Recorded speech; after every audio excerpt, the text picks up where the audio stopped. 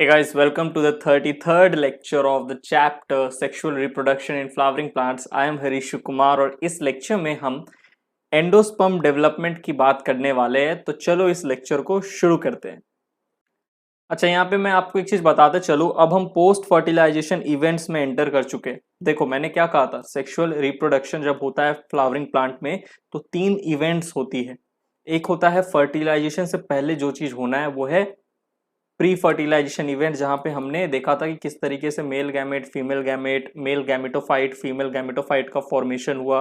हमने सारे स्ट्रक्चर्स देखे थे, structure of anther, development of anther, structure of ovule, development of ovule, types of ovule, सारी चीजें हमने देखी थी। फिर प्री फर्टिलाइजेशन इवेंट्स के बाद हम फर्टिलाइजेशन पे आए। फर्टिलाइजेशन के समय हमने देखा क्या, डबल फर्टिलाइजेशन हुआ, सिनगैमीट ट्रिपल फ्यूजन, मेल और फीमेल गैमेट का फ्यूजन हुआ। अब हम पोस्ट फर्टिलाइजेशन इवेंट्स में एंटर कर चुके हैं, यानी कि फर्टिलाइजेशन के बाद क्या क्या चेंजेस होती है, क्या क्या डेवलपमेंट होती है। ठीक है, तो पोस्ट फर्टिलाइजेशन में बेसिकली क्या क्या होता है, देखो पोस्ट फर्टिलाइजेशन में एंडोस्पर्म का डेवलपमेंट होगा। ठीक है, post fertilisation structure and events की अगर हम बात करें तो यहाँ पे एंडोस्पर्म का डेवलपमेंट होगा, जो अभी हम इस लेक्चर में जानेंगे। फिर एम्ब्रायो का डेवलपमेंट होगा, अरे सिनगैमी हुआ, male gamete female gamete fuse हुआ तो जाइगोट बना। अब वो जाइगोट आगे जाके एम्ब्रायो में डेवलप करेगा ना, तो एम्ब्रायो का तो फिर डेवलपमेंट होगा, तो वो भी चीज हम देखेंगे। तो ये सब पोस्ट फर्टिलाइजेशन, फर्टिलाइजेशन के बाद वाली इवेंट्स है। फिर हम देखेंगे development of seed and fruit from the ovule and ovary respectively after fertilisation, यानी कि पोस्ट फर्टिलाइजेशन इवेंट्स है। तो अभी सबसे पहले हम एंडोस्पर्म डेवलपमेंट की बात करने वाले हैं, जो कि इस लेक्चर का नाम भी है। ठीक है, एंडोस्पर्म डेवलपमेंट। तो चलो ये लेक्चर यानी कि ये जो टॉपिक है एंडोस्पर्म डेवलपमेंट, इसको डिटेल में जानते हैं। तो moving on to the next slide. तो हम बात करने वाले हैं एंडोस्पर्म डेवलपमेंट की। सबसे पहला point, endosperm development precedes the embryo development. Precedes word का मीनिंग क्या है, प्रीसीड का मतलब होता है कम बिफोर। तो endosperm development before embryo development होगा। पहले एंडोस्पर्म डेवलपमेंट होगा, फिर जाके एम्ब्रायो का डेवलपमेंट होगा। ऐसा क्यों, क्योंकि cells of endosperm are filled with reserve food material. जो एंडोस्पर्म का सेल होता है ना, उनके अंदर क्या होता है, फूड मटेरियल होता है, रिजर्व फूड मटेरियल होता है, यानी कि एंडोस्पर्म के पास न्यूट्रिशन स्टोर्ड होता है सेल्स ऑफ एंडोस्पर्म में। और यही एंडोस्पर्म जो है, cells of endosperm provide nutrition to the developing embryo. देखो एम्ब्रायो का डेवलपमेंट जरूरी है, जाइगोट से एम्ब्रायो बनेगा, एम्ब्रायो का फिर फर्दर डेवलपमेंट होगा। इस डेवलपमेंट ऑफ एम्ब्रायो में एम्ब्रायो को किसकी जरूरत है, न्यूट्रिशन की जरूरत है। न्यूट्रिशन कौन देगा एम्ब्रायो को, एंडोस्पर्म देगा। इसीलिए एंडोस्पर्म का डेवलपमेंट जो होता है वो पहले होता है एम्ब्रायो डेवलपमेंट के। कोई पूछ ले why endosperm development precedes the embryo development, क्योंकि अगर एंडोस्पर्म का डेवलपमेंट नहीं हुआ रहेगा ना, तो जो एम्ब्रायो है वो स्टारवेशन से डीजनरेट हो जाएगा। क्योंकि फिर एम्ब्रायो के डेवलपमेंट में न्यूट्रिशन कौन प्रोवाइड करेगा एम्ब्रायो को, तो इसीलिए एंडोस्पर्म का डेवलपमेंट पहले हो जाता है, ताकि सेल्स ऑफ एंडोस्पर्म जो है वो आगे जाके प्रोवाइड करे न्यूट्रिशन टू डेवलपिंग एम्ब्रायो। ठीक है, तो ये जो एडेप्टेशन है एंडोस्पर्म का एम्ब्रायो से पहले डेवलप होना, this is an adaptation to protect the embryo from starvation, ताकि ताकि एम्ब्रायो भूखा ना मर जाए, डीजनरेट ना हो जाए। इसलिए एंडोस्पर्म पहले डेवलप होके फूड मटेरियल जो है रखे रहता है, और यही फूड मटेरियल, वो जो रिजर्व फूड मटेरियल है वो एंडोस्पर्म डेवलपिंग एम्ब्रायो को प्रोवाइड करता है। Embryo development starts after certain amount of endosperm is formed. जब कुछ certain amount of endosperm form हो जाएंगे ना, तब जाके एम्ब्रायो का डेवलपमेंट शुरू होगा। Okay, endosperm development is of 3 types. अच्छा, एंडोस्पर्म डेवलपमेंट हम पढ़ने वाले, तो हमें ये भी पढ़ना होगा कि कितने तरह के एंडोस्पर्म के डेवलपमेंट होते हैं। अभी यहाँ कई स्टूडेंट को यही नहीं समझ में आ रहा होगा कि सर एंडोस्पर्म क्या है। अरे पिछला लेक्चर देखे ना, डबल फर्टिलाइजेशन के समय एक मेल गैमेट जो था, 2 मेल गैमेट में से एक मेल गैमेट किसके साथ फ्यूज कर रहा था, सेकेंडरी न्यूक्लियस के साथ, और क्या बन रहा था, प्राइमरी एंडोस्पर्म न्यूक्लियस। और फिर हम सेंट्रल सेल को क्या कह रहे थे, तो सेंट्रल सेल में प्राइमरी एंडोस्पर्म न्यूक्लियस है, तो सेंट्रल सेल को अब हम क्या कह रहे थे, प्राइमरी एंडोस्पर्म सेल। याद आया, तो वही एंडोस्पर्म की बात चल रही है, उसी प्राइमरी एंडोस्पर्म जो सेल था उसी की डेवलपमेंट होगी। और ये जो डेवलपमेंट है 3 तरह की होती है। ठीक है, और ये एंडोस्पर्म आगे जाके डेवलपिंग एम्ब्रायो को क्या करेगा, न्यूट्रिशन प्रोवाइड करेगा। अरे बुर्बक, समझे। बहुत जन को ना समझ ही नहीं आ रहा होगा सर एंडोस्पर्म क्या है। ठीक है, तो endosperm development is of 3 types. चलो आगे जानते हैं एंडोस वो 3 टाइप क्या है। तो moving on to the next slide. अभी मैं आपके सामने एक शानदार पिक्चर रखने वाला हूँ, एक डायग्राम, उसको ध्यान से देखिएगा। इस डायग्राम को देखिए, इसको हम अच्छे से समझेंगे। एंडोस्पर्म डेवलपमेंट 3 तरह का होता है। एक होता है nuclear type development of endosperm, एक होता है cellular type development of endosperm, एक होता है helobial type development of endosperm. Most of the angiosperm में, सबसे ज्यादातर एंजियोस्पर्म में आपको nuclear type development of endosperm देखने को मिलेगा। यानी कि मोस्ट ऑफ द एंजियोस्पर्म में जो एंडोस्पर्म का डेवलपमेंट होता है कैसा होता है, न्यूक्लियर टाइप होता है। ठीक है, अब समझिए, हर एक टाइप को मैं समझाने वाला हूं। 3 टाइप का है, पहला न्यूक्लियर, दूसरा सेलुलर, तीसरा हेलोबियल। पहले बात करते हैं न्यूक्लियर टाइप की। ये आपके पास है प्राइमरी एंडोस्पर्म सेल, और ये रहा आपके पास प्राइमरी एंडोस्पर्म सेल का न्यूक्लियस, पेन एंड पेक। ठीक है, होता क्या देखिए, न्यूक्लियर टाइप एंडोस्पर्म डेवलपमेंट आपको कैप्सुला में देखने को मिलेगा, कोकोनट में देखने को मिलेगा। अच्छे से याद रखिएगा, कोकोनट में एंडोस्पर्म का डेवलपमेंट कैसा होता है, न्यूक्लियर टाइप। या और साथ ही साथ मेंबर ऑफ पॉलीपेटली, यानी कि पॉलीपेटलस प्लांट के जो मेंबर है, पॉलीपेटली के जो मेंबर है, उनमें भी आपको न्यूक्लियर टाइप एंडोस्पर्म डेवलपमेंट देखने को मिलेगा।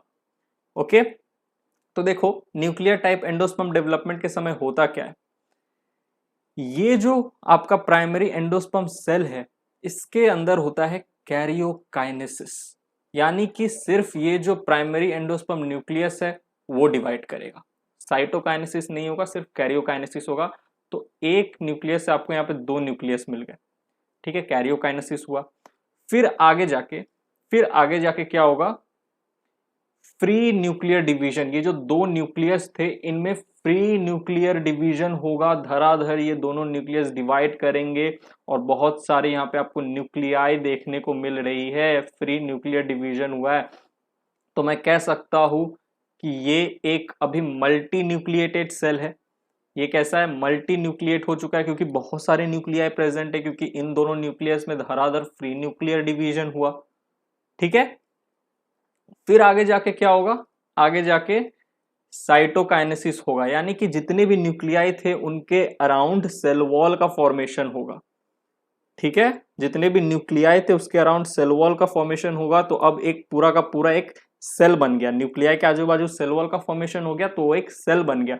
तो इस तरीके से जितने भी न्यूक्लियाई थे उसके अराउंड क्या होगा, सेल वॉल का फॉर्मेशन होगा। तो जो अभी जो एंडोस्पर्म था हमारा, इसको हम कह सकते हैं कि अब ये जो एंडोस्पर्म है ये मल्टी सेलुलर हो गया।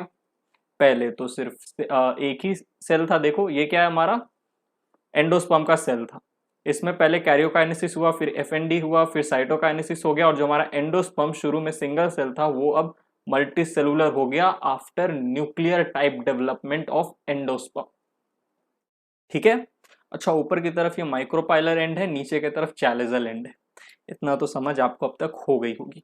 ठीक है, और ऊपर की तरफ यहाँ पे डेवलपिंग एम्ब्रायो है। ठीक है, इसकी चर्चा हम बाद में करेंगे जब हम डेवलपमेंट ऑफ एम्ब्रायो देखेंगे। ऑलराइट, बात समझ में आई। ठीक है, अब आगे बढ़ते हैं सेलुलर टाइप में। सेलुलर टाइप में क्या होता है, देखो ये आपको गैमोपेटली प्लांट में देखने को मिलता है, गैमोपेटलस प्लांट में। ठीक है, मेंबर ऑफ गैमोपेटली में आपको देखने को मिलेगा सेलुलर टाइप एंडोस्पर्म डेवलपमेंट। वही आपका प्राइमरी एंडोस्पर्म न्यूक्लियस और यहाँ पे प्राइमरी एंडोस्पर्म सेल। हो क्या रहा है देखो, पहले सेल डिवीजन होगा, cell division, proper cell division, यानी कि कैरियोकाइनेसिस फॉलोड बाय साइटोकाइनेसिस। ठीक है, तो एक सेल था, ठीक है, एंडोस्पर्म का, इसमें सेल डिवीजन हुआ तो 2 डॉटर सेल मिले, एक ये दूसरा ये। अब क्या होगा, इनमें फर्दर फिर धराधर सेल डिवीजन होगा, धराधर सेल डिवीजन होगा इन दोनों सेल में। तो इससे बहुत सारे सेल आपको देखने को मिलेंगे। तो जो हमारा एंडोस्पर्म पहले सिंगल सेल हुआ करता था, ये कैसा हो गया अब मल्टी सेलुलर। ठीक है, एंडोस्पर्म डेवलपमेंट हुआ है, सिंगल सेल जो एंडोस्पर्म था इसमें डेवलपमेंट हुआ। ठीक है, और फिर हमें मल्टी सेलुलर एंडोस्पर्म देखने को मिल गया। सेलुलर टाइप हमने क्यों कहा इस एंडोस्पर्म डेवलपमेंट को, क्योंकि सेल डिवीजन जो हो रहा है सही से हो रहा है। ठीक है, सेल डिवीजन हो रहा है अच्छे से। अब आते हैं तीसरे हेलोबियल टाइप में। हेलोबियल टाइप आपको हेलोबियल ऑर्डर में देखने को मिलेंगे। एंजियोस्पर्म में जो हेलोबियल ऑर्डर होते हैं, जो कि बेसिकली मोनोकॉट्स होते हैं, ठीक है। हेलोबियल ऑर्डर में, हेलोबियल ऑर्डर के जो प्लांट्स होते हैं उनमें आपको हेलोबियल टाइप एंडोस्पर्म देखने को मिलेगा। होता क्या है, प्राइमरी एंडोस्पर्म सेल में अनइक्वल सेल डिवीजन हुआ, अनइक्वल सेल डिवीजन, एक सेल लार्ज बना दूसरा सेल स्मॉल बना। ठीक है, इस सेल में अनइक्वल सेल डिवीजन हुआ, एक बड़ा सेल बना एक छोटा सेल। माइक्रोपाइलर एंड के तरफ जो सेल है ये बड़ा है, चैलेजल एंड के तरफ जो सेल है छोटा है, तो अनइक्वल सेल डिवीजन हुआ। फिर आगे जाके फ्री न्यूक्लियर डिवीजन हुआ। ठीक है, इसका न्यूक्लियस और इसका न्यूक्लियस जो था धराधर एफएनडी फ्री न्यूक्लियर डिवीजन हुआ, बहुत सारे न्यूक्लियाई बन गए, मल्टी न्यूक्लिएट। ठीक है, और हर न्यूक्लियाई के आजू बाजू फिर सेल वॉल का फॉर्मेशन हो गया, साइटोकाइनेसिस हो गया। तो यहाँ देखो ये हमारा मल्टी सेलुलर एंडोस्पर्म है, और यहाँ पे ऊपर की तरफ डेवलपिंग एम्ब्रायो है। ऑलराइट, डेवलपमेंट ऑफ एम्ब्रायो तो हम आगे जा देखने वाले। यहाँ पे तो आप एंडोस्पर्म के डेवलपमेंट को ध्यान से देखिए। ठीक है, तो आई होप आपको यहाँ पे समझ में आ गया होगा 3 type of endosperm development. Most common कौन सा है, ज्यादातर एंजियोस्पर्म में आपको कौन सा एंडोस्पर्म का डेवलपमेंट देखने को मिलेगा, याद रखिएगा न्यूक्लियर टाइप। ओके, एक सिंगल सेल एंडोस्पर्म से देखिए किस तरीके से मल्टी सेलुलर एंडोस्पर्म बन गया। ओके, और ये एंडोस्पर्म का काम क्या है, डेवलपिंग एम्ब्रायो को न्यूट्रिशन प्रोवाइड करते रहना। ठीक है, ताकि एम्ब्रायो जो है न्यूट्रिशन की कमी से डीजनरेट ना हो जाए। चलिए आगे बढ़ते हैं। अब स्टूडेंट्स कुछ स्पेशल पॉइंट्स हैं, इनको भी एक बार देख लीजिए। Endosperm is absent in some angiosperm, कुछ एंजियोस्पर्म के मेंबर में आपको एंडोस्पर्म देखने को नहीं मिलेगा, जैसे कि Orchidaceae family, Podostemaceae family, Trapaceae family के जो मेंबर है, ये जो 3 फैमिली है एंजियोस्पर्म के, इनके मेंबर में आपको देखने को मिलेगा एंडोस्पर्म होते ही नहीं है। ठीक है, बस इतना ही जान लो, स्पेशल पॉइंट है, फैक्ट से याद रखो, ज्यादा डिटेल में नहीं घुसना है हम लोग को। ठीक है, ऑलराइट, चलो।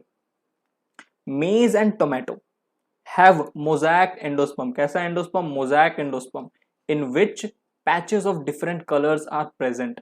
कहने का मतलब ये है कि मेज एंड टोमेटो का जो एंडोस्पर्म आप देखोगे ना, तो बेसिकली एंडोस्पर्म कैसे हो गए, आफ्टर डेवलपमेंट मल्टी सेलुलर हो गए। तो देखने को मिलता है कि जो एंडोस्पर्म के जितने भी सेल है ना, वो सेम टाइप के होते हैं लगभग, लेकिन मेज एंड टोमेटो में देखने को मिलता है जो एंडोस्पर्म के जो सेल्स है ना, कई कई बार क्या होता है, उनका जो जेनेटिक मेकअप है वो डिफरेंट हो जाता है, जिसके कारण से आपको डिफरेंट पैचेस ऑफ कलर्स देखने को मिलेंगे। ठीक है, in which patches of different colour I mean are present. ठीक है, तो बेसिकली मेज एंड टोमेटो में कैसा एंडोस्पर्म होता है, मोज़ैक एंडोस्पर्म। फैक्ट है, याद रखिए, एनसीईआरटी में अगर आप रीडिंग करोगे, एनसीईआरटी में अगर आपको मिल गया तो ज्यादा अच्छे से याद रखिएगा, और अगर एनसीईआरटी रीडिंग कर रहे हो ये सब चीजें आपको नहीं दिख रही है तो आप स्किप भी कर सकते हो। ठीक है, आप अगर एनसीईआरटी स्पेसिफिक होकर पढ़े रहे हो तो कोई आपको फोर्स नहीं करेगा, और एनसीईआरटी स्पेसिफिक काफी है, लेकिन मैंने कहा ना किसी किसी को थोड़ा एक्स्ट्रा चाहिए होता है नॉलेज, तो उनके लिए ये सब चीजें हैं। तो मेज एंड टोमेटो में एंडोस्पर्म कैसा है, mosaic. The endosperm in betel nut और एराकिनट, ये एराकेसी फैमिली का मेंबर है। बीटल नट या इसे आप एराकिनट कह सकते हो, बेसिकली जो सुपारी होता है ना, सुपारी, पान में सुपारी करके खाते, वही है बेटल नट। ठीक है, the endosperm in betel nut यानी कि Arecaceae family and Annonaceae family is rough surfaced. ठीक है, Annonaceae family and Arecaceae family का जो मेंबर है, जैसे कि बीटल नट या एराकिनट, इनका जो एंडोस्पर्म होता है उसका जो सरफेस होता है कैसा होता है, रफ होता है। ठीक है, और इसीलिए ऐसे एंडोस्पर्म को हम कहते हैं ruminant endosperm, it is known as ruminant endosperm. आगे ये इंपॉर्टेंट है, ये इंपॉर्टेंट है, क्या लिखा है, द ड्रिंकिंग पोर्शन यानी कि कोकोनट वाटर। ठीक है, the drinking portion of coconut यानी कि कोकोनट की बात करें, इस nuclear endosperm and edible portion जो व्हाइट कर्नल होता है कोकोनट का is the cellular endosperm. Basically नारियल खाते हो, नारियल फोड़ा, नारियल में थोड़ा बहुत पानी निकलता है, और नारियल का जो व्हाइट कर्नल यानी कि व्हाइट जो खाने वाला सॉलिड हिस्सा होता है वो तो हम बड़े चाव से खाते हैं, फिर पानी को पीते हैं। तो जो कोकोनट का जो वाटर है it is a nuclear endosperm. Coconut water is a type of endosperm. जो व्हाइट हिस्सा आप खाते हो it is also type of endosperm, जो एडिबल पोर्शन होता है इट इज अ एंडोस्पर्म। बस फर्क ये है कि जो वाटर है कोकोनट का वो एक न्यूक्लियर एंडोस्पर्म है, और जो एडिबल पोर्शन है वो एक सेलुलर एंडोस्पर्म है। कहने का मतलब क्या, देखो कोकोनट में मैंने क्या कहा था, न्यूक्लियर टाइप एंडोस्पर्म का डेवलपमेंट होता है। तो न्यूक्लियर टाइम पे एक टाइम ऐसा आता है कि जो एंडोस्पर्म होते हैं इसके अंदर जितने भी बहुत सारे न्यूक्लियाई होते हैं, तो एंडोस्पर्म कैसे होते हैं, मल्टी न्यूक्लिएट होते हैं। ठीक है, मल्टी न्यूक्लिएट एंडोस्पर्म होते हैं, ओके, तो यहाँ पे यानी कि न्यूक्लियर एंडोस्पर्म होते हैं। Alright, nuclear endosperm. तो जो कोकोनट का जो वाटर होता है, कोकोनट में एंडोस्पर्म का डेवलपमेंट कैसा होता है, न्यूक्लियर टाइप। तो कोकोनट का जो वाटर होगा, ओके वाटर होगा, वो कैसा एंडोस्पर्म है, न्यूक्लियर एंडोस्पर्म। ठीक है, बहुत सारे न्यूक्लियाई प्रेजेंट है।